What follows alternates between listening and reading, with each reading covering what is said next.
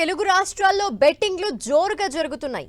ఎన్నికల గెలుపు ఓటములపై బెట్టింగ్స్ భారీగా జరుగుతున్నాయి. ఐపీఎల్ ని తలదన్నేలా బెట్టింగ్స్ కాస్తున్నారు పందెం రాయుళ్లు. ఎగ్జిట్ పోల్స్ ఫలితాల అనంతరం బెట్టింగ్స్ జోరు పెరిగింది. ఏపీలో ప్రభుత్వ ఏర్పాటుపై కోట్లలో బెట్టింగ్లు నడుస్తున్నాయి. తెలంగాణలోని 17 స్థానాలపై జోరుగా బెట్టింగ్స్ జరుగుతున్నాయి. హోటల్స్, రిసార్ట్స్, ఫామ్ హౌస్, క్లబ్లని రెంట్కు తీసుకుని మరీ బెట్టింగ్ నిర్వహిస్తున్నారు. బెట్టింగ్ ముఠాలపై పోలీసులు ప్రత్యేక నిఘా ఏర్పాటు చేశారు.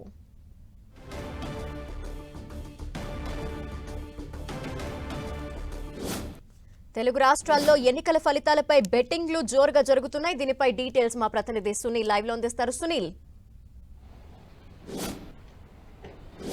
రెండు తెలుగు రాష్ట్రాల్లో నేతల గెలుపు ఓటములపై భారీగా బెట్టింగ్లు కడుతున్నటువంటి పరిస్థితి కనబడుతుంది. ఐపీఎల్ బెట్టింగ్లు తలదనేలా ఈ బెట్టింగ్ ముఠా రాయిలు నిర్వహిస్తున్నారు. హోటల్స్ని, పబ్స్ని, రిసార్ట్స్ని, అదేవిధంగా కొన్ని రెస్టారెంట్స్ని రెంట్కు తీసుకొని మరీ కోట్ల రూపాయల బెట్టింగ్లకు పాల్పడుతున్నట్లు ఇప్పటికే కొన్ని ముఠాలను సైతము పోలీసులు అదుపులో తీసుకోవడం జరిగింది. ముఖ్యంగా రెండు తెలుగు రాష్ట్రాల్లో నేతల గెలుపు ఓటములపై అటు తెలుగు రాష్ట్రాల్లో అటు తెలంగాణ రాష్ట్రంలో 17 పార్లమెంటు స్థానాలతో పాటు అది ఆంధ్రప్రదేశ్లో ఏ ప్రభుత్వం ఏర్పాటు చేస్తున్న దానిపైన ప్రధానమైనటువంటి బెట్టింగ్లకు పాల్పడుతున్నారు. ఇక మరోవైపు ఆంధ్రప్రదేశ్లో కొన్ని మేజర్ సీట్స్ ఏదైతే ఉన్నాయో వాటిపైన ఎక్కువ బెట్టింగ్లకు పాల్పడుతున్నారు. అందులో ప్రధానంగా పవన్ కళ్యాణ్ పోటీ చేస్తున్నటువంటి పిఠాపురం కావచ్చు, మరోవైపు వైఎస్ షర్మిల కడప ఎంపీగా పోటీ చేస్తున్నటువంటి కడప నియోజకవర్గానికి సంబంధించిన దానిపై కావచ్చు. ప్రధానంగా దీంట్లో మాత్రం కోట్ల రూపాయల బెట్టింగ్లు పాల్పడుతున్నారు. ఇక ప్రభుత్వ ఏర్పాటు కూటమి చేస్తుందా లేదా